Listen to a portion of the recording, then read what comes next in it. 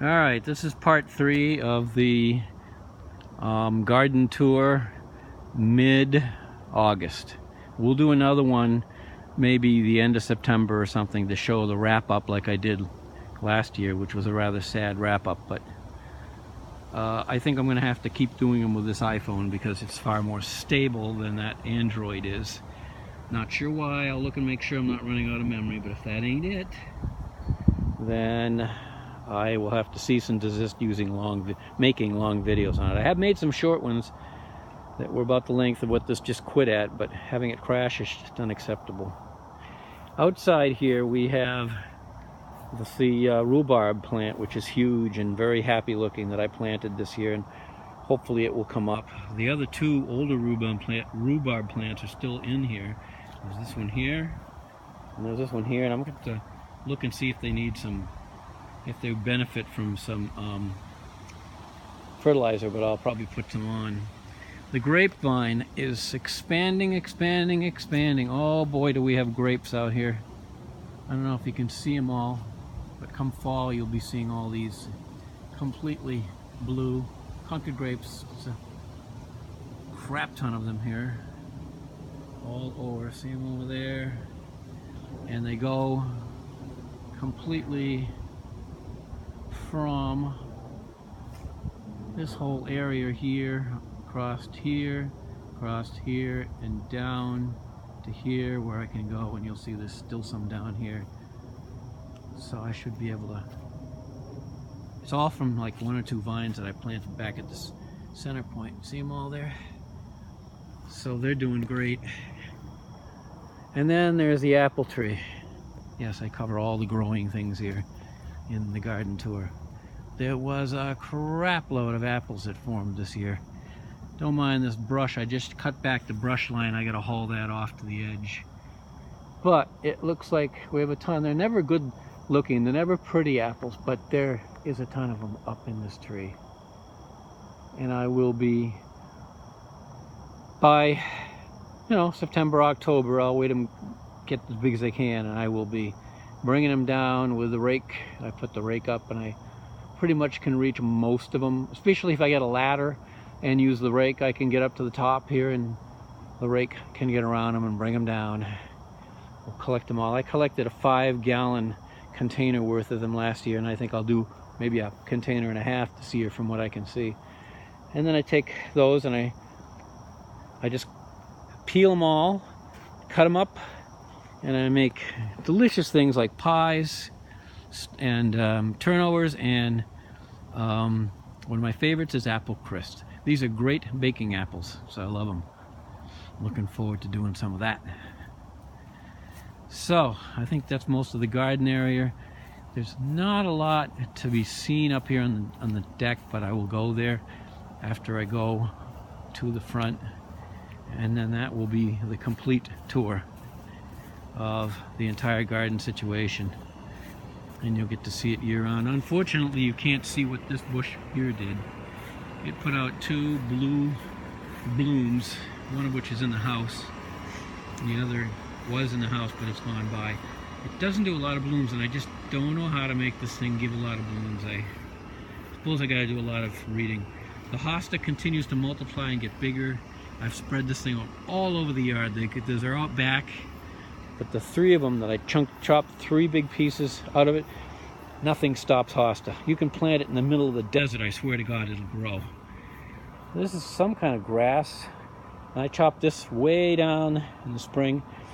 It's still starting to grow into things. I need to get rid of more of this lamb's ear here and bring this down to a smaller area so that these all kind of have their own little distinct territories. I did put squash out here to see what would happen, but it seems as though the deer actually like the squash and eat them too. These somehow survive, but I don't think they're doing much. And this was growing well, and this was growing well. Judy transplanted this coleus.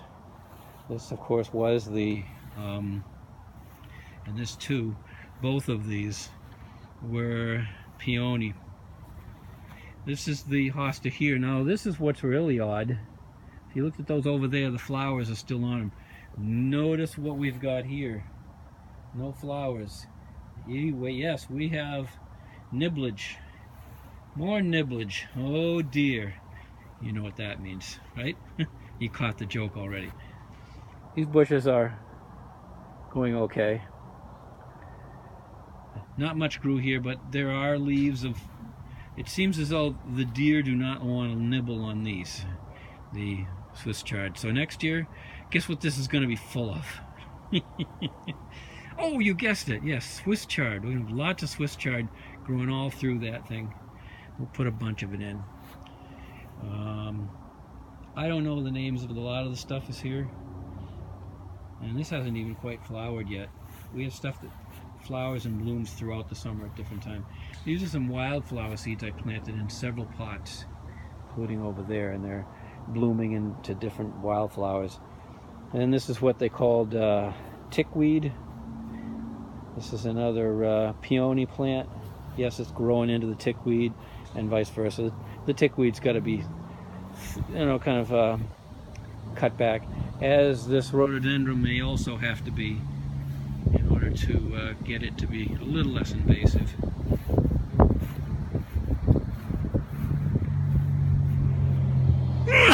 Excuse me, I felt that coming from a mile off.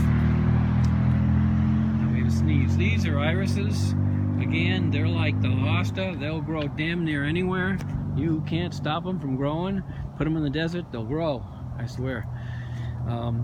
I've moved them all over the property. We have them growing everywhere, and I can show you the places, but why? I've had no place that they don't take. And now for the seasonal highlight at this time of the year is this plant here. Yes, this is the fantastic, now I'm forgetting the name. Anyway, here it is. It's an amazing plant to look at. And the name just isn't coming to me because I'm having a senior moment, so you'll have to excuse me. It may eventually come to me. It always does. It just takes time. But what a glorious plant this is when it's in bloom. Now, it hasn't been deadheaded enough yet here, so a lot of them are not looking good. And then there's others that may look dead, but they're about to bloom. This thing will put out, I don't know, 10, 15, 20 blooms a day. It has to get them all done real quick because there's a ton of them. It will generally be all done doing what it does by September, early September somewhere. It's too bad. Okay, there's not much else out here happening. We had Chinese lanterns. Judy's been picking them one by one, so I can't show you any of those. Oh, wait a minute, maybe I can. I was looking carefully to see if there's any that remain unpicked, and I think I found about the only ones that remained unpicked, and that's these. Can I see the other one? I sort of see them. Two of them on there. Chinese lantern. She loves those things. She thinks they're great. All right, the name doesn't come to me, and the harder I think on it, the more forgetter I am. And I think that is mostly it. I will go up on the deck and show what's there and complete this whole video, because time's a wasting. And any of you who've watched this and keep up with this, thank you. This one I can't really show you. It only blooms in the evening, I think, when it gets dark. It's called a Japanese wonder plant. You put the bulbs in the spring, leave them there. There's different colored ones, and this one's all yellow. I have to order some more someday, so I'll get a bunch of different colors in here, but it blooms continuously through the summer as it starts to bloom a little bit, and then more and more and more and more. It never ends, and it's an incredible plant. So this is it, but really doesn't show it. I've got pictures where I have taken when it's blooming, the blooming plant. And we'll go up the steps for the last of the things here. Judy's garden, which this is not my philosophy, this is hers.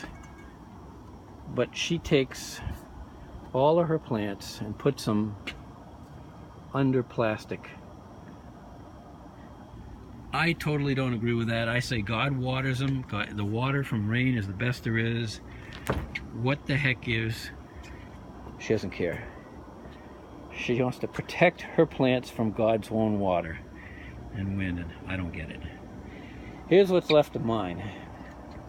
A couple of cucumbers here. So we're still getting in, of course, some more Swiss chard. Yes, we do love our Swiss chard, and I think that pretty much does it for all of what I have. Thanks for watching.